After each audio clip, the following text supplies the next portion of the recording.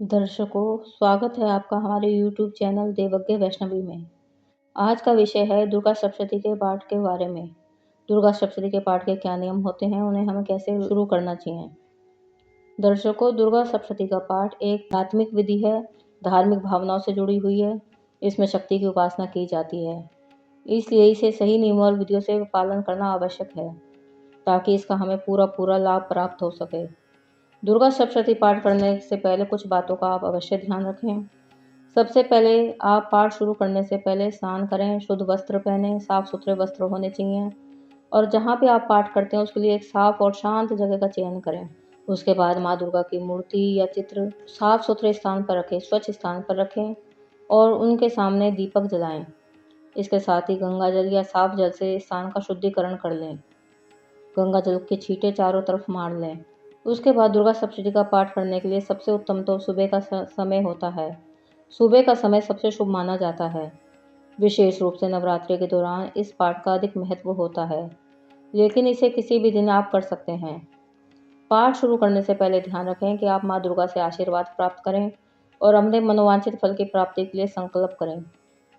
पाठ करते समय आप आसन जो चयन करें उसका वो कुश का हो या ऊनी आसन हो। आसन साफ सुथरा होना चाहिए, उस आसन पर और भी कोई ना बैठे, वो आसन सिर्फ आपका ही होना चाहिए।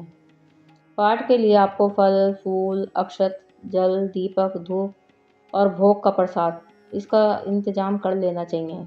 इसका आप प्रबंध करके ही बैठें। दुर्गा सप्तशती के प्रत्येक अध्याय के बाद आप आरती करें और प्रसाद चढ़ाएं। दुर्गा सप्तशती संस्कृत में होती है, इसलिए सही उच्चारण का विशेष ध्यान रखें। आप इसमें दुर्गा सप्तशती को हिंदी में भी कर सकते हैं।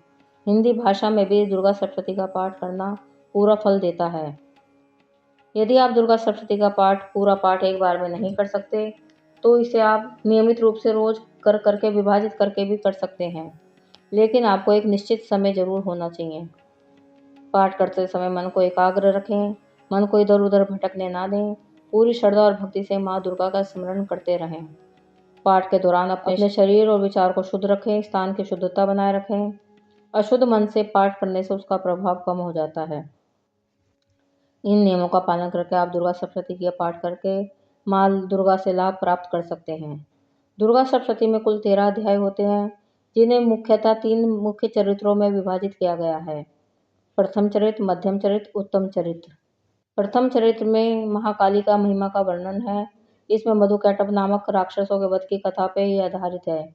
इसमें आद्या शक्ति की स्तुति और राक्षसों के संहार का वर्णन किया गया है। मध्य चरित्र जो कि दूसरे अध्याय से लेकर चौथे अध्याय तक होता है। प्रथम चरित्र में तो केवल प्रथम अध्याय ही आप पढ़ सकते हैं। मध्यम चरित्र में द्वितीय अध्याय से चौथे अध्याय तक आपको करना पड़ेगा। इस चरित्र में महालक्ष्मी की महिमा का वर्णन है, जिसमें उन्होंने महिषासुर नामक दैत्य का संहार किया था। यह चरित्र महिषासुरमर्दिनी दुर्गा के रूप में पूजनीय है। उत्तर चरित्र, इस अध्याय को 5वें से लेकर 13वें अध्याय तक पढ़ना चाहिए। इसमें महालक्ष्मी और महासरस्वती की महिमा का वर्णन है।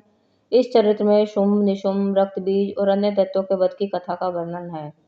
दुर्गा सप्तशती के 3 चरित्र देवी के विभिन्न रूपों की महिमा और उनके द्वारा दुष्टों के संहार की कहानी बताते हैं। ये भक्तों को सिखाते हैं कि माँ दुर्गा समस्त विघ्नों का नाश करने वाली है।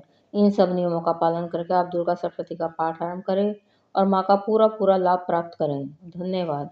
यदि आपको हमारी वीडियो पसंद आई हो तो शेयर करें, सब्सक्राइब करें, लाइक करें।